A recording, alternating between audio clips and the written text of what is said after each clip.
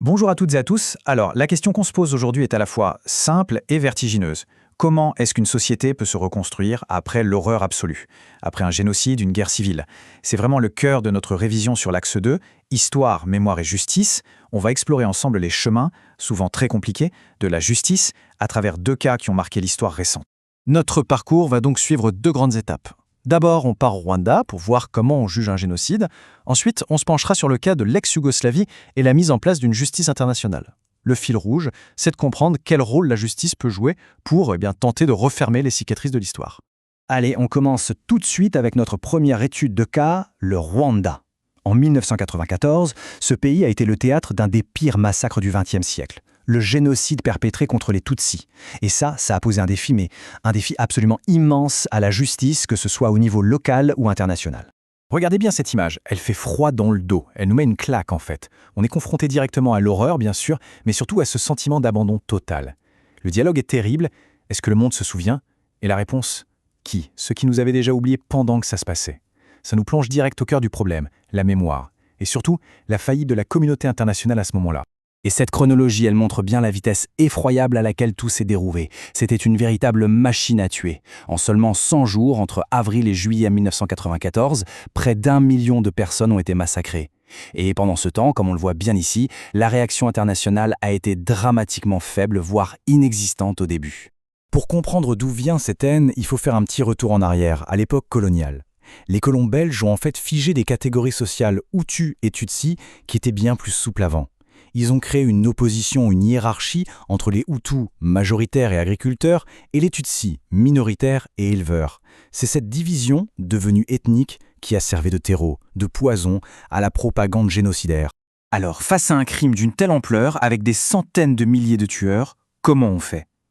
Le Rwanda a dû innover en quelque sorte, avec une justice à deux vitesses. D'un côté, on a une réponse globale, une justice par le haut, avec le Tribunal pénal international, le TPIR, pour juger les grands planificateurs. Et de l'autre, une solution locale, une justice par le bas, les Gakacha, pour juger l'immense masse des exécutants. Le TPIR, donc, c'était le tribunal chargé de juger les gros poissons, les architectes du génocide. Son rôle a été absolument fondamental, historique même. C'est lui qui, pour la toute première fois, a prononcé une condamnation officielle pour le crime de génocide. Ça a été un précédent juridique énorme qui a permis de nommer les choses et d'établir noir sur blanc qu'il s'agissait bien d'un massacre planifié. Sauf que le TPIR tout seul ne pouvait pas juger les centaines de milliers de participants. Alors le Rwanda a fait renaître une justice traditionnelle, les Gakacha. L'image est vraiment parlante. On est très loin de nos tribunaux. Là, la justice se tient en plein air, sur l'herbe, au cœur même des communautés où les crimes ont été commis. L'idée, c'était de juger des voisins qui avaient tué leurs propres voisins. Et là, quand on regarde ces chiffres, on prend la mesure de ce que ça représente. C'est juste colossal. Près de 2 millions de personnes jugées par plus de 12 000 de ces tribunaux populaires. C'est tout simplement la plus grande expérience de justice communautaire de l'histoire.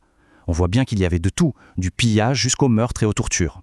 Mais attention, le but des Gagacha, ce n'était pas seulement de punir, c'était avant tout de chercher la réconciliation.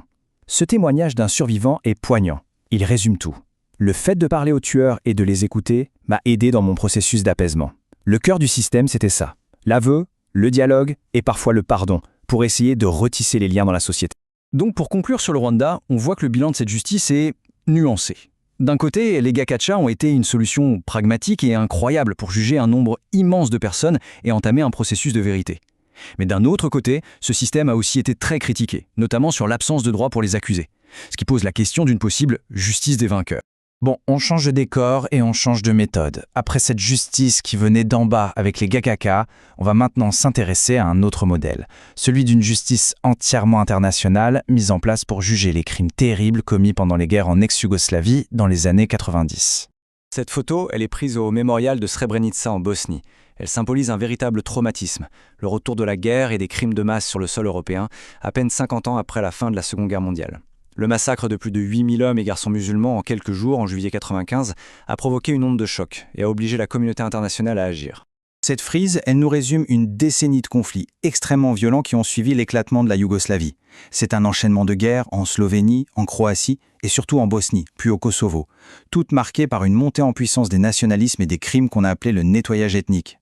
Et c'est face à ces horreurs que l'ONU va créer en 1993 le Tribunal pénal international pour l'ex-Yougoslavie, le TPY, qui siège à La Haye.